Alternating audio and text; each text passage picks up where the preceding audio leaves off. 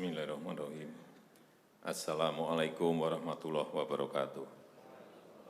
Selamat pagi, salam sejahtera bagi kita semuanya. Om Swastiastu, Namo Buddhaya, salam kebajikan. Yang saya hormati Bapak Wakil Presiden, para Menko, para Menteri, yang saya hormati seluruh ketua dan pimpinan lembaga yang hadir, yang tidak bisa saya sebut satu persatu. Bapak Ibu sekalian yang saya hormati,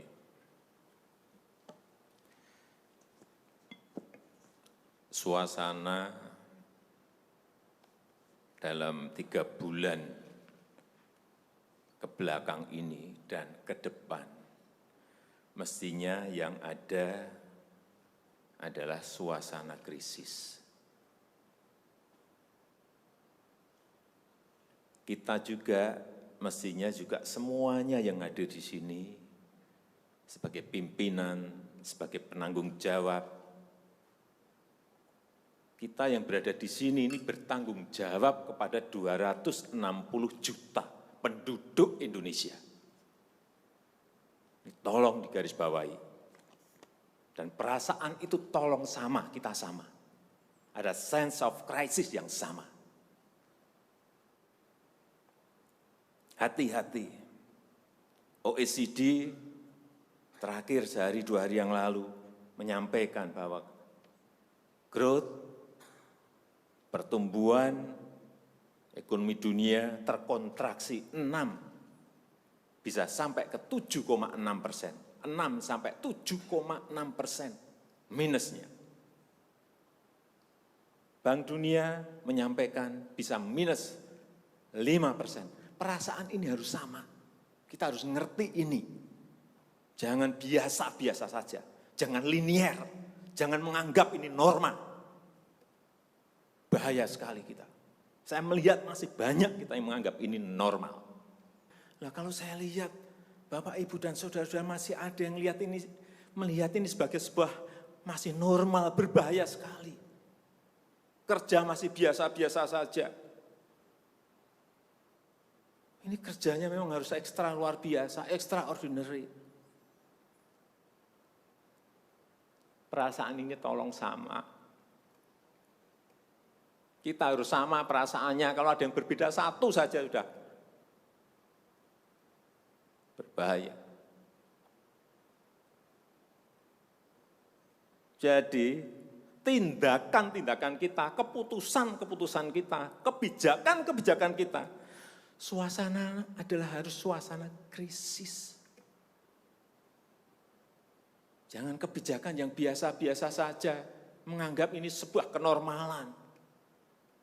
Apa-apaan ini? Mestinya suasana itu ada semuanya.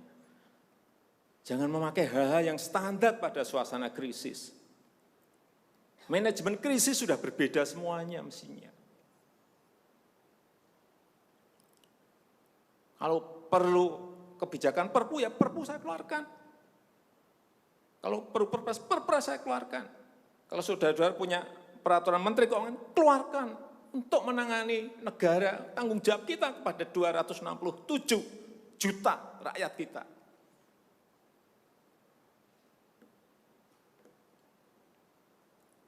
Saya lihat masih banyak kita ini yang seperti biasa-biasa saja. Saya jengkelnya di situ. Ini apa enggak punya perasaan, suasana krisis.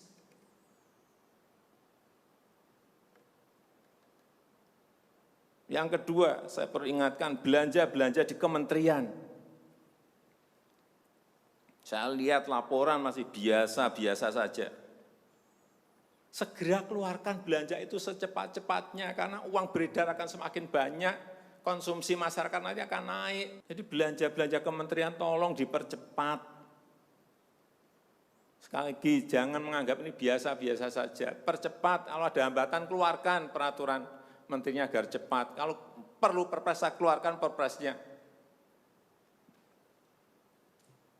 Untuk pemulihan ekonomi nasional, misalnya saya berikan contoh. Bidang kesehatan.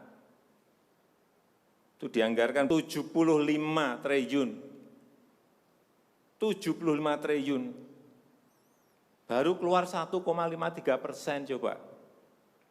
Uang beredar di masyarakat kerem ke situ semua. Segera itu dikeluarkan dengan penggunaan-penggunaan yang tepat sasaran, sehingga men-trigger ekonomi. Pembayaran tunjangan untuk dokter spesialis, untuk tenaga medis, segera keluarkan. Belanja-belanja untuk peralatan, segera keluarkan. Ini sudah disediakan 70-an triliun seperti itu. Bansos yang ditunggu masyarakat, segera keluarkan. Kalau ada masalah, lakukan tindakan-tindakan lapangan. Meskipun sudah lumayan, tapi baru lumayan, ini extraordinary. Harusnya 100%. Di bidang ekonomi juga sama. Segera stimulus ekonomi bisa masuk ke usaha kecil, usaha mikro. Mereka nunggu semuanya. Jangan biarkan mereka mati dulu baru kita bantu, nggak ada artinya.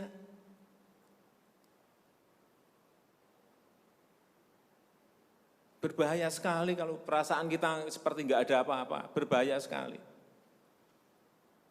Usaha mikro, usaha kecil, usaha menengah, usaha gede, perbankan, semuanya yang berkaitan dengan ekonomi manufaktur, industri, terutama yang padat karya, beri prioritas pada mereka supaya enggak ada PHK. Jangan sudah PHK gede-gedean, duit rupiah pun belum masuk ke stimulus ekonomi kita. Hanya gara-gara urusan peraturan. Ini extraordinary. Saya harus ngomong apa adanya, enggak ada progres. Yang signifikan enggak ada.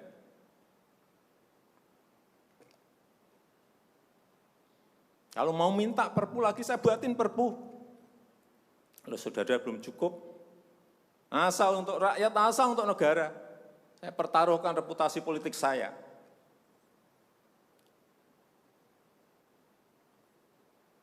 Sekali lagi tolong ini betul-betul dirasakan kita semuanya. Jangan sampai ada hal yang justru mengganggu. Sekali lagi, langkah-langkah extraordinary ini betul-betul harus kita lakukan. Dan saya membuka yang namanya langkah, entah langkah-langkah politik, entah langkah-langkah kepemerintahan akan saya buka.